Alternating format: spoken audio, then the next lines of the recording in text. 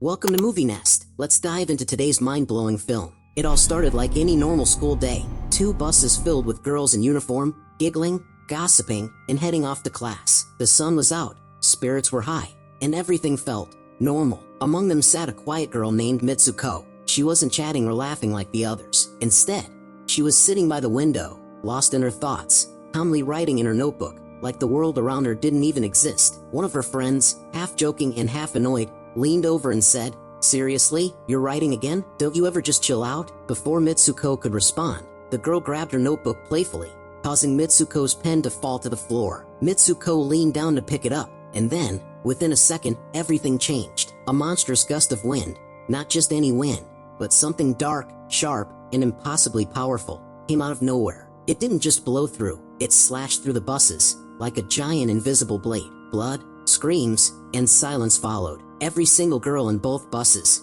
gone, cut in half. Just like that, Mitsuko slowly rose, heart racing, face pale. Around her, the nightmare unfolded, bodies torn apart, her friends now unrecognizable. She was the only one left, not by luck, but because she had bent down to pick up that pen. One tiny moment saved her life. That realization hit her like a punch to the chest. Shaking and on the verge of panic, she stumbled off the bus and began running, not even sure where to go, only knowing she had to get away. But that thing, whatever it was still coming. She could feel it chasing her, like the air itself was alive and angry. As she sprinted down the road, she saw 4 girls ahead. Desperately, she yelled, "Duck, get down!" But it was too late. The wind struck again. 3 of them were gone in an instant, ripped apart like the others. Only one girl survived, the one Mitsuko managed to warn in time. For a brief moment, it felt like maybe they could escape together. They kept running, and that's when they saw a group of girls riding bicycles down the same road. The surviving girl ran toward them to warn them, arms flailing, voice breaking with urgency. But it happened again. That thing came. It sliced through them just as easily. The girl who had just been saved, the only person Mitsuko had left, was gone. Now completely alone, Mitsuko kept running. Her breath was ragged, her eyes wide with fear, and her mind barely holding on. She reached a quiet riverside, but there was no peace there. The ground was littered with bodies, dozens of girls, lifeless, broken, covered in blood, all victims of that same invisible killer. It was too much, too real. She stood there, shaking, tears running down her face, surrounded by death, needing to survive. She did what she had to, took clean clothes off a lifeless girl, changed quickly, and kept moving, step by step, emotionally numb. Eventually, she came upon a new school. It felt surreal, another building, more students, but none of them seemed to notice anything was wrong. Their uniforms were different, the vibe was different. It was like she'd stepped into another version of reality. Then, a girl approached her, a kind, familiar face. "Hey, are you okay?" she asked. Mitsuko looked at her, eyes filled with confusion and disbelief. "Do I know you?" she whispered. The girl smiled and said, "Of course, I'm your best friend." But Mitsuko's mind was spiraling. How could this be? Wasn't everyone just killed? Was this a dream, a memory, a hallucination, or something much worse? And just like that, the wind returned. Honestly, this scene gave me chills. After that horrifying incident, Mitsuko finally opens up to her best friend. With a trembling voice and tearful eyes, she tells her everything. How a strange gust of wind suddenly came out of nowhere and violently tore apart every single student in her school, leaving her as the only survivor. Her friend listens calmly, then gently takes her to a nearby window. With a smile, she stretches Mitsuko's hand out into the air and says, "See, it's just wind, nothing else." For a brief moment, Mitsuko's heart begins to settle. Maybe it was just a dream, some terrifying nightmare. But things only get stranger. Her best friend soon gathers 2 more girls, and they plan to sneak out of class and lock it from the outside. Just as the 4 of them are about to leave, their teacher appears and spots them. Without hesitation, they run. The girls sprint all the way to a nearby lake, where Mitsuko's friend tells the others about her terrifying dream. One girl listens, wide-eyed, then quietly says, "What if it's not just a dream? What if we're living in a mirror world, one where everything happens opposite to reality?" As if to test it, she tosses a stone into the lake and says, "In this world I threw the rock, but maybe in the other one, I didn't." Suddenly, without warning, a crocodile bursts from the water and devours one of the girls. The shocked survivor gasps and whispers, "See, what happens in that world doesn't happen here." And vice versa. In the other world, she died. Here, she's safe. Near the lake, the girls find an old bed and start playing with its pillows, laughing to distract themselves from the chaos. But far in the distance, 2 more girls silently watch them. One of them is dressed as a bride. It turns out these 2 had married each other in secret. One of them then says, We need to do something impossible, something that would never happen in that other world. Our fate may be written, but maybe we can change it." Encouraged, the group heads back to school and returns to class for the next lecture. That's when Mitsuko notices a pillow on the floor near her desk. As she bends down to pick it up, bang! Gunfire erupts. Her teacher, without warning, begins firing wildly into the classroom. Mitsuko rises in shock to find all her classmates lying dead. Just like in her dream, she's the only one left alive.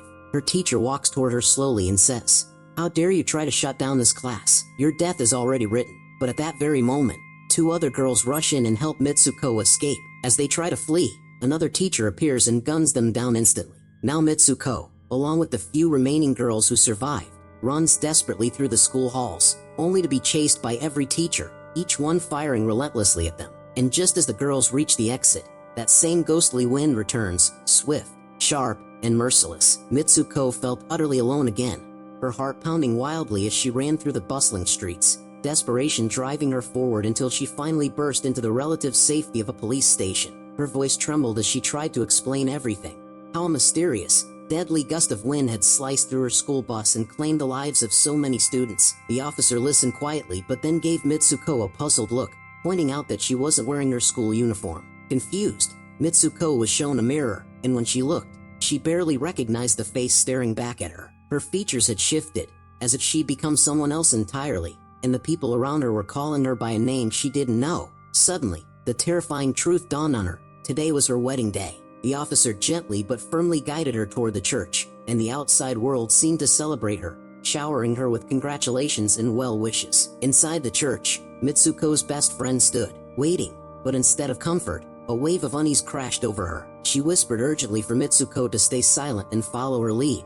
They were trapped in something beyond their control, caught in a nightmare they couldn't yet escape. Dressed in a stunning white wedding gown, Mitsuko took hesitant steps down the aisle, but instead of joy, she was met with cruel laughter from other girls who mocked her relentlessly. Her best friend's fierce protectiveness erupted as she took down each bully one by one with a cold, precise determination that shocked Mitsuko. Just when Mitsuko thought things couldn't get worse, she approached the altar only to find a coffin instead of a groom. Opening it unleashed a horrifying giant pig, and terror overwhelmed her. Instinctively, she grabbed a broken bottle and fought back, her survival instincts kicking in fiercely. Together, she and her friend fled the church, but even outside, danger awaited. Two girls blocked their path at the gate, and her best friend fought them off with ruthless skill while Mitsuko ran in another direction, feeling like she was being pulled deeper into a terrifying maze she couldn't escape. At one point, Mitsuko caught sight of herself in another mirror and gasped. The reflection was stranger, darker, more foreign than before. Nearby, a race was underway, and some girls urged her to run. As she pushed herself to sprint, something inside her ignited, a sudden rush of strength and hope that made her fight harder than ever to win. But even as she ran, the faces of her lost friends appeared, reminding her of the brutal reality she was running from. Her best friend reappeared beside her just as the pig and the ominous women from the church closed in. Some of the girls warned Mitsuko urgently. She needed to escape this world before it consumed her. In her desperate flight, Mitsuko stumbled into a dark, eerie place where uniformed students surrounded her coldly, their words chilling. They were all dead, and now, so would she be. Just then, her best friend fought her way through and dragged Mitsuko to safety. With tears in her eyes, her friend begged Mitsuko to call her name out loud, over and over. As Mitsuko shouted, something miraculous happened. She felt herself shift, her true self re-emerging from the nightmare. Her friend showed her a wire tied tightly around her wrist, pleading for Mitsuko to pull it out and free them both from this terrible place. Fear gripped Mitsuko's heart. What if pulling the wire ended her friend's life? But despite the doubt and terror, she knew that saving them meant risking everything. Summoning every ounce of courage, Mitsuko reached out and pulled the wire, hoping that this act of love and trust would bring them back to the world they once knew. Mitsuko loved her best friend deeply, so much that she never wanted to hurt her. But when her friend insisted, pushing her harder than ever, Mitsuko felt torn between fear and loyalty. Finally, with a heavy heart and trembling hands, she pulled the wire tied around her friend's wrist. The moment she did, a chilling sight unfolded. Her best friend's body split apart into two halves right before her eyes. Shock and sorrow crashed over Mitsuko like a wave, but there was no time to hesitate. Just then, a glowing gate appeared in front of her. Taking a shaky breath, she stepped through and found herself in the world of humans, the real world she had been missing all along. Around her, posters with her face were plastered everywhere, watched closely by some boys. One of them approached her and said calmly, "You're in the future." The weight of those words was too much. and before she could react, Mitsuko fainted. When she finally came to, she started moving forward, trying to make sense of everything. Ahead, an old man sat absorbed in playing a game. As she watched closely, she recognized herself, well, the character she had become, inside that very game. The old man looked up and said with a sly smile, "I created this game, and I control all of you. You died long ago, but I took your DNA and rebuilt you here." The revelation hit Mitsuko like a thunderbolt. This was all a game.